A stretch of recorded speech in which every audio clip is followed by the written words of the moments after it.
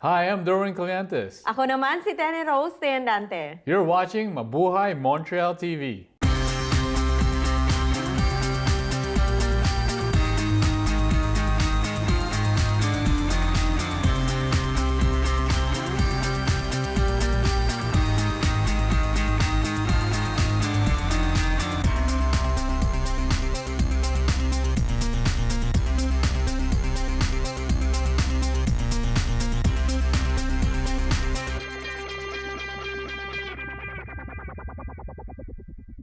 The FAMAS Executive Board, headed by Nida Kirapas, turned over an amount of $25,000 collected for the Typhoon Haiyan to Mr. Michael Casey, who is the Executive Director of Peace and Development Canada.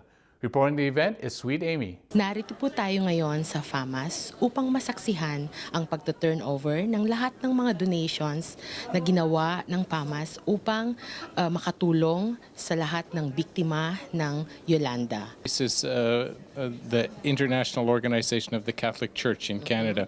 And when the disaster struck in the Philippines, we set up a campaign to raise money in all of the Catholic parishes across Canada, which, as you know, Filipinos are very, very active in the church. And FAMAS contacted us because they were doing a number of fundraising activities here. They wanted an agency to work with that was working directly in the Philippines that they could have confidence in. And so we were very happy to help them. We work with Caritas Filipinas in the Philippines. And so the funds that have been raised here will be sent over to Tacloban, or to the Philippines, to be used in the rehabilitation. The thing I'd really like to highlight is that, as I mentioned, we're part of the Catholic Church of Canada, and this campaign has been a national one from coast to coast. We have so far raised over $5 million in total for the disaster, and a lot of that has come from the mobilization of the Filipino community. And it's a credit to them, their involvement in the church in Canada. Many bishops and priests have commented that the Filipinos are bringing the Canadian church back to life. And so it's a real example of solidarity and sharing and compassion by the Filipino community to share with the victims of the disaster. Nung nabalitaan namin yung nangyari sa Pilipinas, lalo na sa middle ng Philippines, yung Visayas, nag-regroup kami, tinawagan namin lahat ng mga associations, nag-meeting kami kung ano ang gagawin, pero bawat isang association naman may kanya-kanyang fundraising. Ngayon, ako naman, as President of the FAMAS, nag-appeal ako through sa TV, sa radios, na humihingi ng tulong para sa mga kababayan natin. At ang response naman ay maganda kasi marami namang nag-donate, hindi lang mga Pilipino, pero sa buong mundo, maraming nag-donate. Kaya so far nga, ang mga boxes na nakaalis na yung isang container ng 40-footer na binigyan ng Transco na libre, na merong 400 boxes, at ngayon binubuo ulit namin yung isa pang 40-footer na galing din sa Transco, at so far meron na rin doon 150 boxes plus meron kami dito mga 60. Ayun ang ginawa namin. Kaya, at tapos sa monetary fund naman, nakakolekta kami ng 25,000 plus meron pang mga dumadating hanggang ngayon, and so far maybe madadagdagan pa namin yung 25,000 para sa development and peace. Nagpapasalamat ako sa buong mundo, sa lahat ng mga sumuporta sa kapwa nating mga Pilipino, hindi lang mga Pilipino, sa buong mundo, lahat ng tumulong sa atin, sa mga kababayan natin way back home. Thank you! Malaki ang benepisyong hatid ng pag-eehersisyo sa katawan, kaisipan at kabuuan ng individual. Narito po si Kathleen Joyce de Asis para ipakita ang basic circuit training.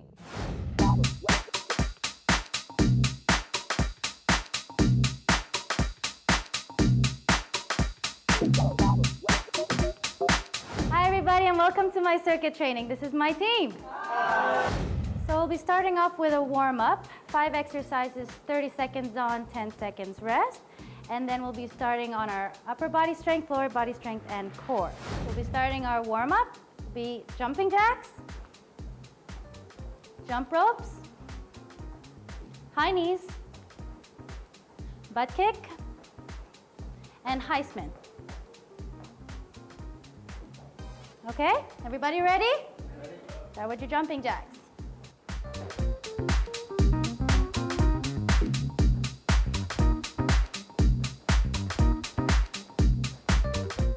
Jump rope.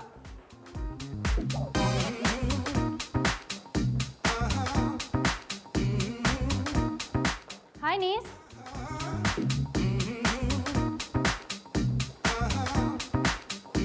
Butt kick.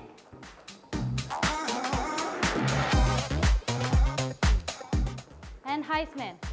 1, 2, up, up, up, up, up. Our first exercise will be for upper body strength. We'll be doing a basic push-up. So for beginner's level, if you cannot do a full push-up, you go on your knees. Legs up and down. And down. For advanced, if you want, push-up and leg lift. Basically down on all fours, plank position, hands shoulder width apart, and then we go down. Everybody got it? Ready? And down.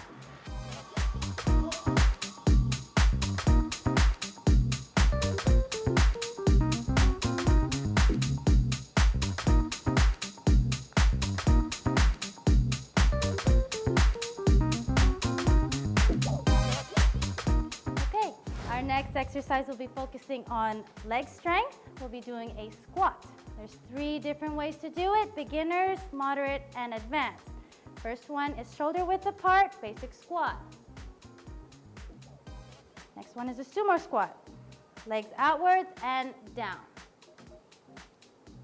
Advanced is a jump squat. Down and up.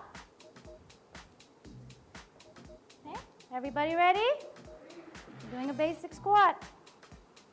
Ready, and down.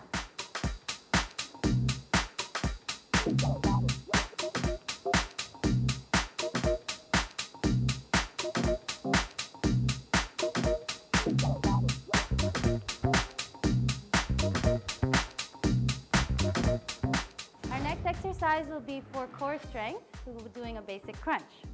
Okay, down on the floor. You can have your legs either planted on the ground or 90 degrees up. Basic crunch is up, looking at the ceiling. Keep your core tight and down. Up and down. And make sure that you're not pulling on your neck. Hands at the temples and down. Or 90 degrees. Okay? Everybody ready? Hands at the temples and crunch up.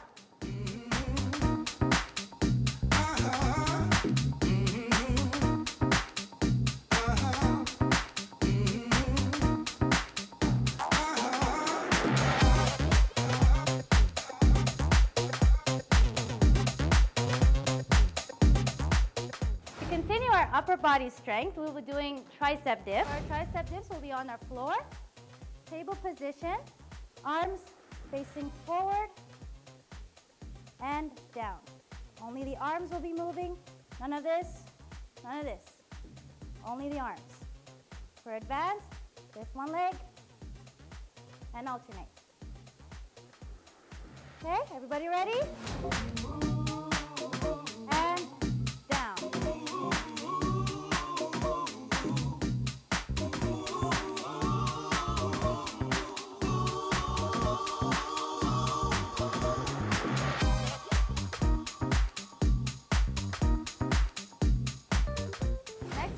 On our legs, doing lunges. Right forward and down. Left and right. Everybody ready? Start with your right.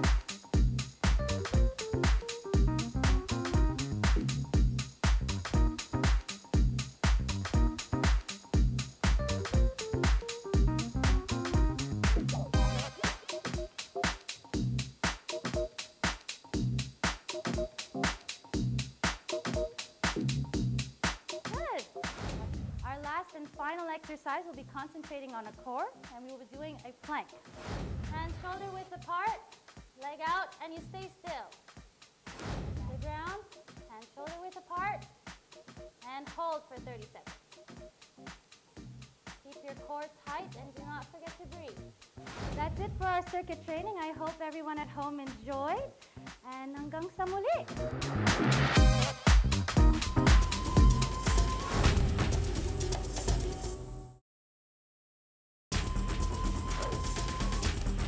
Ipinagdiriwang ng grupo ng Knights of Rizal dito sa Montreal ang kanilang anibersaryo. Alamin ang detalye sa report ni Feli Carino. Magandang gabi po sa inyong lahat. Ngayon, gabi na ito, nandito kami po sa Ruby Rose sa Chinatown dahil we are celebrating the commemoration of the execution of Dr. Jose Rizal. Marami pong wisdom na nakuha namin sa mga speeches ng mga guests, lalo na kay Mr. Buddy Kabugaw, si Councilor Rotran, and the other speakers. Worldwide, and not only Filipinos, those who believe in justice and freedom, celebrate the birth of Jose Rizal, one of the great thinkers of the ages, somebody whose principles inspired not only national independence of the Philippines, but inspired those who believe in racial equality, cooperation, and harmony between the nations. That's a happy day. As Buddy pointed out, December 30th is a Saturday. We commemorate Jose Rizal. We don't so much celebrate his birth, but we commemorate his work. Rizal opened our eyes to wisdom and righteousness. If we read all the writings of Rizal, among the reforms that he sought, these were articulated in 1888 in La Solidaridad. Since you're very much involved in the organization about Rizal, what are the upcoming events that you can tell us so that we can watch or we can attend? The upcoming events is a continuous event on every movement, because if we have to follow the Rizal's teaching, it has to be hard work and continuous work for development and improvement, not only for oneself but to the country at large. Now, the Knights of Rizal is fully involved internationally. Locally, maybe not be known, but little by little, through the leadership of the leaders here in Knights of Rizal, and the cooperation, of course, with the city, we are gaining the consequences and consciousness in the community, the existence of the works of Knights of Rizal. We have not touched yet the real objective of the Knights of Rizal, because according to the book of Knights of Rizal, the headquarters in Manila, we have to develop the cultural and education, especially the development of the community, that we have to touch and developing of the youth, because Rizal himself as a youth, he would like that this has to be imbued to the next generation, because we, the older generation, may be passing by now. We have to pass in education and create consciousness that Rizal, had it not been for Rizal, we will not be enjoying our peace and freedom as of today.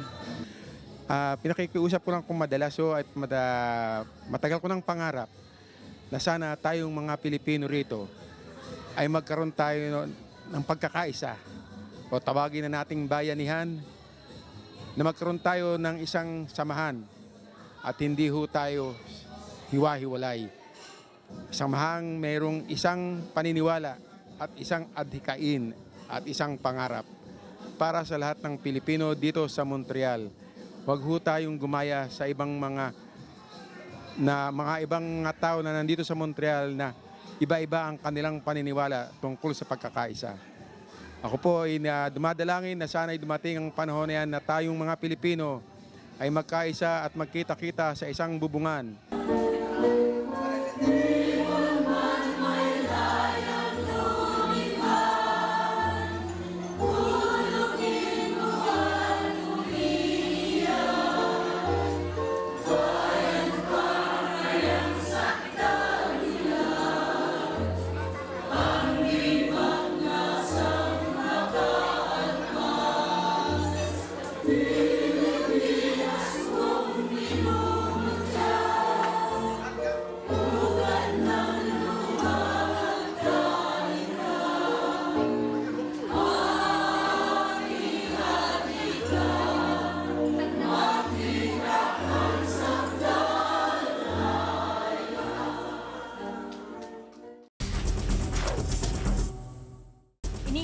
Ihahandog ng Star Cinema sa kanilang 20th anniversary ang pelikulang Starting Over Again.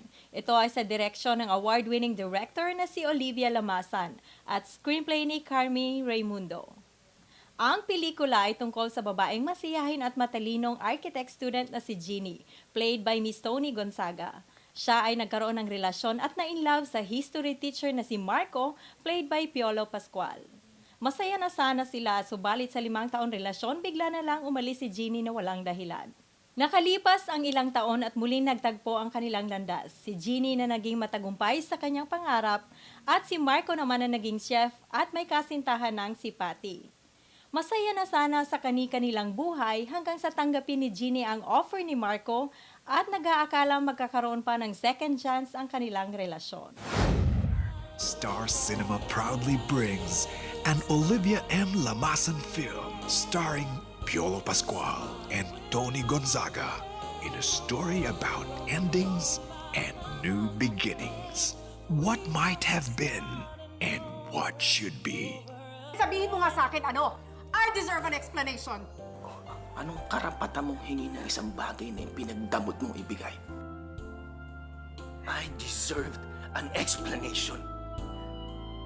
I deserved an acceptable reason.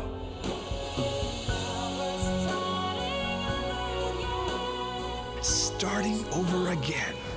Maganda po siya, saka nakakakilig po, tapos nagustuhan ko po siya. I love the movie. Good characters. Ang kulit ni Tony. Ayun. Maganda yung combination nila ni Piolo.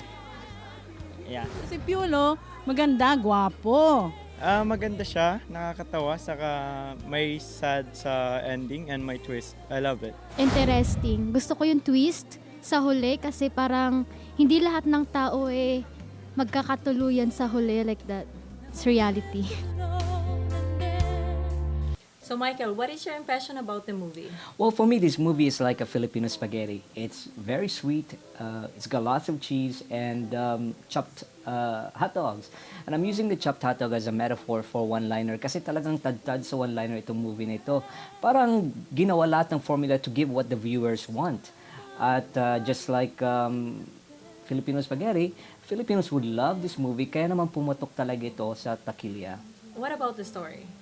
I love the story as a romantic comedy, it's about losing someone that you love and having the second chance to regain back the relationship or the person. Marami ang makaka-relate nito, especially yung mga heartbroken, those who have missed an opportunity, and those who are still asking the question, what if? Kumusta naman yung pag-direct ni Olivia Lamasan? I think Lamasan is a brilliant director. Gusto ko na hindi niya ni-reveal kaagad kung anong nangyari dun sa bida or kung bakit sila nagkahiwalay. Ang kaso nga lang, parang kulang ang movie na to sa visual storytelling. Kung kaya't kailangang explain lahat or kailangang sabihin sa mga dialogues. In fact, because it's a 2-hour movie, yung ibang dialogue ay pwedeng putulin o di kaya yung ibang eksena. Yung mga actors sa acting, kumusta? I love the 3 actors, yung lead actors dito, si Iza, Tony, and Piolo Pascual. Kasi napapansin ko sa mga Filipino movies, parang over the top or theatrical ang acting ng mga actors natin. Pero dito, like Iza, she's very understated at talagang very endearing ang dating niya. Si Tony naman, magaling yung pagkakahandle niya kasi she keeps on switching from comedy sa drama, di ba? And maganda yung chemistry niya with Piolo Pascual.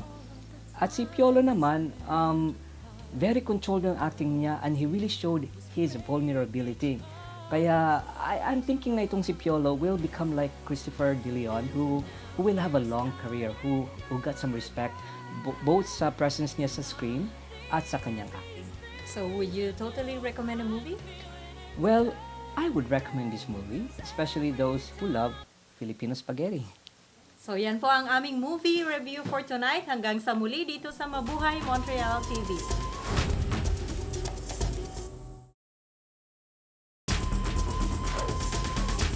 Nagbabalik po tayo sa Mabuhay Montreal TV dito sa Kwentuhan at Kumustahan. Kasama ko si Derwin at si Michael. Ay naku mga kababayan, abot tayo nga po ngayon ang ngiti ni Tenny dahil po ang kanyang na-discover na YouTube sensation na si Brian Magsayo ay kanya pong na-contact at ngayon po ay makakausap natin via Skype all the way from China. Halata ba, Doreen? You Yes, a notice? bit. Hi, Ano na, Brian. Tenny? Kamusta ka na? Basta po. Thank you for being in our show. Brian, you're a very talented singer. I've watched your YouTube shows. You sing beautifully. Tell me, do you compose your own songs? Yes, nag-compose pa ako ng mga kanta, sarili ko. Actually, may mga DJs din na international DJs na nagbigay po sa akin ng mga kanilang mga tracks. So, vocals pa ako sa kanilang mga tracks. So other artists approach you to help you to help make songs. To help. Yes, po. Yes. Yeah. Okay, Brian, I know you've been performing, singing a long time ago. When did you start covering songs or putting your videos on YouTube? It was 2008 na nagsimula po akong nag-upload sa YouTube. Tapos last year, one of the Facebook page na nag-post sa mga cover ko, tapos yun, naging viral po. Yung page ng Basta Bisaya, Gwapo, Gwapa, Mapaliwat Ka. Yun po ang Dahil marami ka ng mga followers sa YouTube, meron na bang kumontak sa iyo from the Philippines na mag-offer mo ng contract or to do a guesting for a TV show? Yes, actually yung GMA at saka TV5 nag-try po sila sa akin na mag-guest sa kanilang program po. So anong nangyari? Hindi po yun natuloy kasi medyo complicated po yung time. Tapos may trabaho pa po dito, so hindi po na natuloy. He's all the way Yeah, in China. you're in China right now, right? Pero Brian, Yes, sa totoo lang, huwag mong palagpasin ang opportunity dahil ang galing mo talaga and Yeah, you're may one of the potential best. ka talaga. You're one of the best voice that I've ever narinig ko talaga. Guli. Yes. Anyway, Brian, aside from singing, do you play any instruments? Like in a band? Yes, I play piano and also drums. Wow. I heard also na meron kang foundation. Ano ba tong foundation mo? Actually, binuo po tong foundation sa mga fans ko po, sa mga followers. So, nag-raise po kami ng mga fans. Actually, nakadonate na po kami ng yung mga goods sa Yolanda at sa Bohol po. Ang galing naman. So Magaling it's ng still boses. going on until now? Yes. Yeah. Okay, We so aside...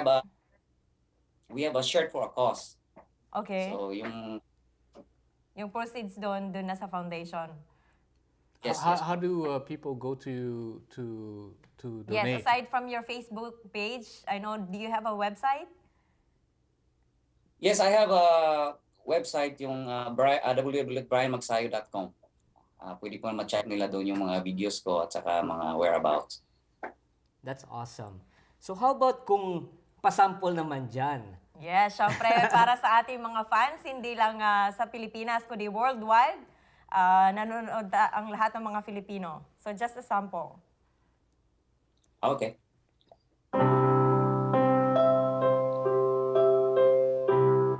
Oh baby, those memories come crashing through, but I just can't go on without you.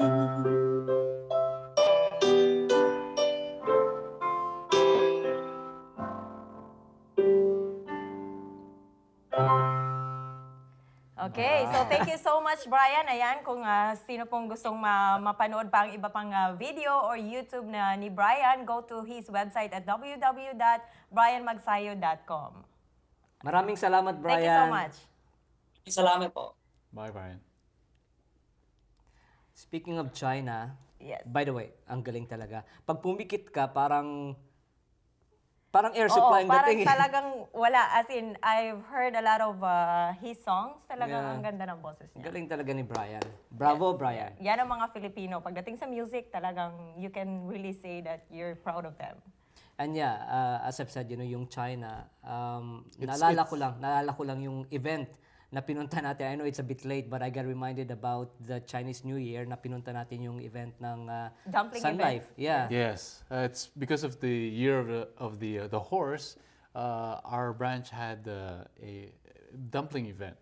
So they were our financial advisors not only give financial advice, but they also had some tips for us on how to make they teach us on dumplings. how to make dumplings. Yeah, it was a lot of fun actually, you know, especially for me na hindi marunong magluto. So Actually, it this was year, great. the Chinese New Year, they said it's year of the horse. Yes, Do you yes, know year of the about horse. something horse? Well, I know that every year they have a new symbol or something. But the year of the horse, I think they have 5 different horses. I'm not the expert at it, but yeah, it's supposed to They be said a it's good year good for with business if you have handicrafts, wooden furnitures, and it's good business like this year. So I think it's the best time to Yes, good luck open sa up mga wooden year of the furniture. horse na Yes. pinanganak.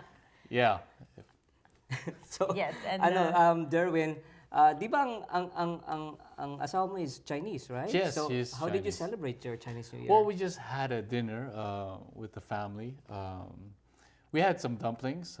I know you're an expert now. I saw you rolling yes, I some of tried those. rolling some dumpling there. dumplings. It's good to know. Do you know how to say Happy New Year in Chinese Yes, now? it's Gong Hei Fa Choi. Ayan. Ayan, so sa mga Chinese po nating mga kapatid, mga Filipino-Chinese students sa Pilipinas na nag-celebrate ng Chinese New Year, Happy Chinese New Year to everyone. Gong Hei Fa Choi. Yan. Salamat po sa lahat ng ating mga nakasama ngayong gabi dito sa Mabuhay Montreal TV. Good night.